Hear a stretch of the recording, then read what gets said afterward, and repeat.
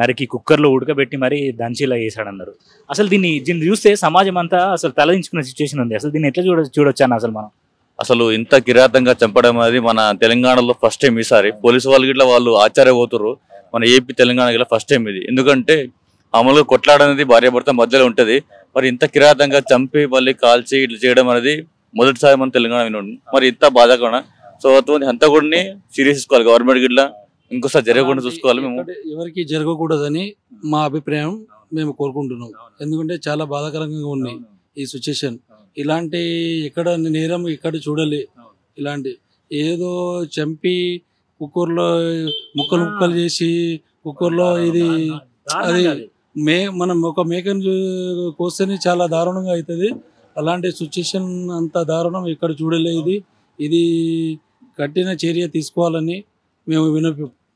భార్యాభర్తలు అన్నప్పుడు చాలా 1,00,000 గొడవలు ఉంటాయి. కానీ భార్యాభర్త అన్నప్పుడు సవాళ్ళకి జరుగుతుంటది. దానికి మనము ఏదైనా వాళ్ళ కౌన్సిలింగ్ ఇచ్చి వాళ్ళ పోలీస్ కౌన్సిలింగ్ అయినా కోర్టుకి వెళ్ళి మా ఏదో అనుమానం ఉంటే చెప్పవచ్చు. పేరెంట్స్ నుంచి కానీ వాళ్ళు మాట్లాడవచ్చు. కానీ మరి ఇంత విపరీతంగా చంపేయడం అనేది రేపు వచ్చే జనరేషన్ కి మనం ఏం యూస్ చేస్తున్నాం మనం. వాళ్ళకు వచ్చే జనరేషన్ ఏముంటది, వాళ్ళ ఆ న్యూస్ అనేది వాళ్ళకు చాలా పెద్ద న్యూస్. ఇది జనాలకి ఇట్లా వాళ్ళకి ప్రతి ఒక్కరికి వాళ్ళకు అవేర్నెస్ రావాలి. ఎందుకంటే అవేర్నెస్ చాలా బ్యాడ్ న్యూస్, అది బాధాకరమైన విషయము. సో వాళ్ళ చిన్న చిన్న పిల్లలు జరిగింది, రేపు సో వేరే వాళ్ళు అలాంటివి కూడా ఇది చాలా కఠినంగా శిక్షించాలి. అంటే ఇప్పుడు జైల్లో పెడితే సరిపోతుంది అంటారా? జైల్లో కాదు, అతనికి ఉరి శిక్ష చేయాలి. ఉరి శిక్ష అంటే అతనికి ఉరి శిక్ష చేస్తే నెక్స్ట్ జనరేషన్ వాళ్ళు భయపడతారు.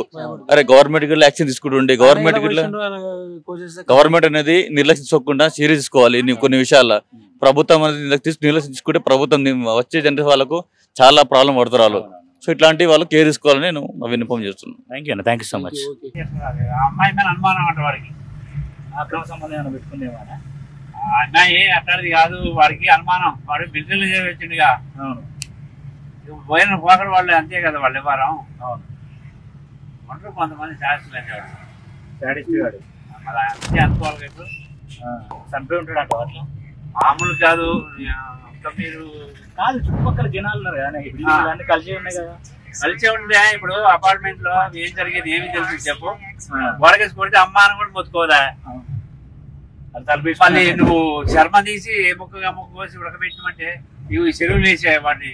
జిల్లా కూడా చెరువుల ఒళ్ళు కుటుంబం మొత్తం తాగారు. చంపినాక ఉన్నాయి మందేలు అలవాటు అంటే మంది తాగారు. కుటుంబం అంతా అంటే ఒక్కరు కాదా? వాడొక్కడ వాళ్ళ అమ్మ, వాళ్ళ అయ్య, వాళ్ళ చెల్లె, అప్ప, మరి అది ఆడబిడ్డ అందరు కలిసి అమ్మాయిని చంపిండు. చంపిండు. వీడు ఒక్కడే కొడితే చచ్చింది. అంత ప్లాను.